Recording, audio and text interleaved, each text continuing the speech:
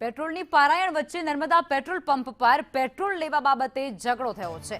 મહારાષ્ટ્રથી આવેલા બે પ્રવાસીઓ વચ્ચે બોલાચાલી થઈ હતી। મહિલા પ્રવાસીએ બોટલમાં પેટ્રોલ માંગવાની જીદ કરી હતી। આ વિડિયો અત્યારે સોશિયલ મીડિયા પર ખૂબ વાયરલ પણ થઈ રહ્યો છે।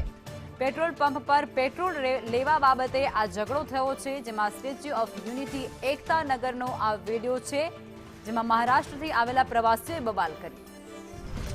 1200 किलोमीटर जाना मुझे, 100 किलोमीटर नहीं, 1200 किलोमीटर जाना मुझे।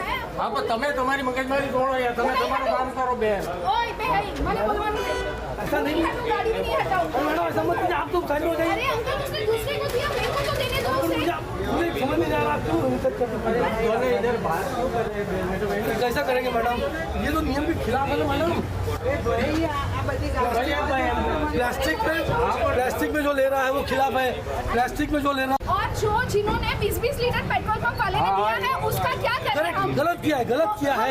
तो क्या करना? गलत किया है। हमें बॉम्ब में किया है, हमें हमारी गाड़ी के जरिए क्यों नहीं करते? ना ना हमारे इधर ये दिखाओ उसको, ये दिखाओ।